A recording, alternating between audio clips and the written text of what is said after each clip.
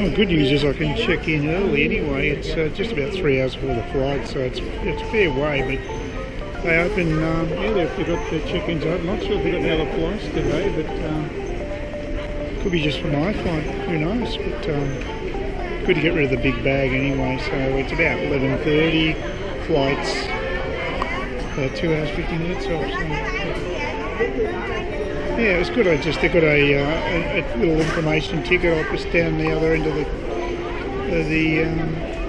terminal, so that's all right. It's not too bad. I can't see them listed on the board though. The board there doesn't really give a great deal of information. Only has flights up till 12:30. So as far as the departure board's concerned, it's not a great deal of information offered there. But it doesn't matter. Problem.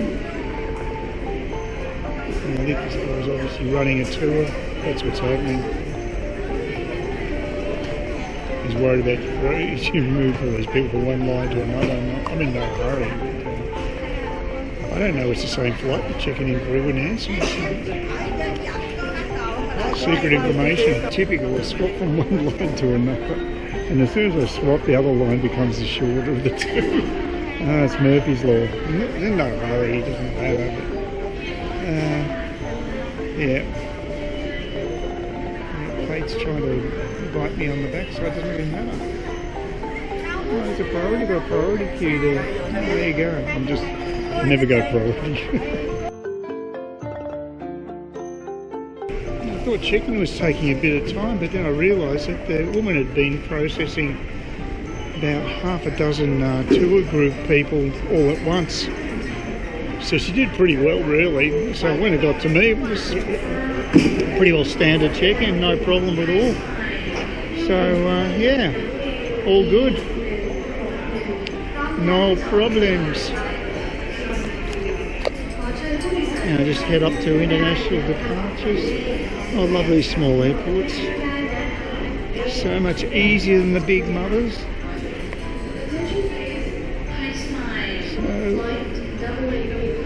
Got rid of the big bag, that's the main thing. But yeah, they obviously use Thai staff here. She spoke Thai, not Vietnamese, check-in, so makes sense. But yeah, check-in was fine, no problems. I was happy. Let's go through immigration. Just make sure I've got another slip of paper in my passport. I hate it because it's a loose piece of paper, but you have to have it. Let's make sure I've got that actually. Yeah, that's my little departure slip. They just shove it into the actual passport, but if you don't have it, you have to fill out another form again. It happened to me at the old airport a few years ago with an AirAsia flight. I just panicked. Actually, I did have the form on me as it turned out, but I just misplaced it. And she wasn't pleased though at the immigration lady when I was at the check-in. So. But yeah, you could easily miss. And the same thing happened in America. No, that was even worse. If I'd lost that one, that would have been even worse. Being in the US without the right paperwork would not have been good. So yeah, you've got to be careful when you're travelling. They do these. They should staple them in or something, but you know, at least or some temporary adhesive, you know, like a post-it. But they don't. They just put loose paper in. Yeah, here we are in the departure lounge. With stacks of time to go. The other thing I noticed that they didn't actually. One guy took his belt off after me. I didn't bother doing that. Didn't seem to worry the scanner. Sometimes they need you to do that. Sometimes they don't. The other thing I didn't have to worry about was removing my my laptop from my bag, which is unusual, but they didn't bother. You know, just checking I've got the right seat number. I'm right up row 6, so right in front of the plane. So hopefully everything will go smoothly. Hopefully we'll take off on time and I'll arrive at a reasonable time and be able to get to that visa on arrival counter reasonably quickly. And they used to have newspapers here. I don't know if they've still got them, but I don't know what's happening there. It's all right. Used to be up the front here.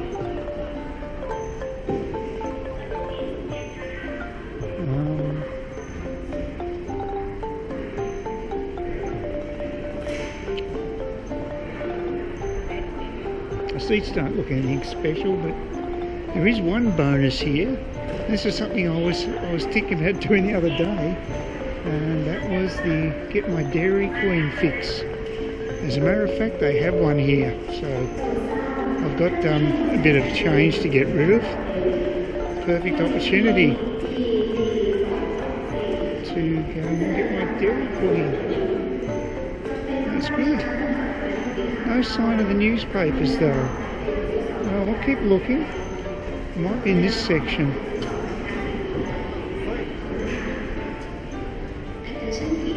But yeah, I like this airport. It's a good human size airport. There's a horse stuff in. So they've got food on, almost like a mini market in the airport. It's not bad. Yeah.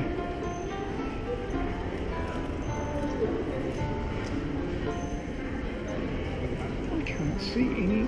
They must have scrapped the newspapers. That's a shame. That was a nice addition. Oh, I just realised I stuffed up. I forgot to grab my wind cheater from the big bag. It gets nippy on these flights. It's only a 2-hour flight, this one. But yeah, I forgot to do that on the last flight too.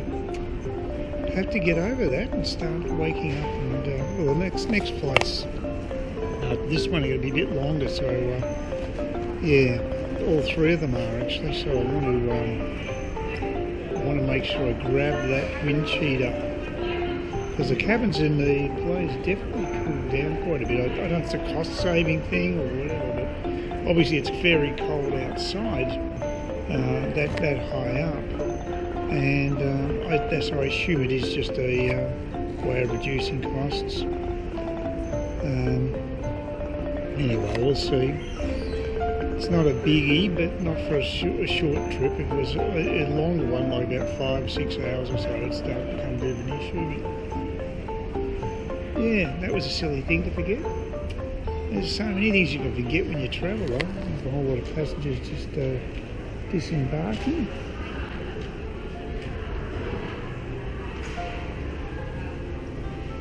Actually, I'm supposed to be at number 9. Where is number 9? It's gate number 9. It's gate 8 there. Is that 7? Where's 9?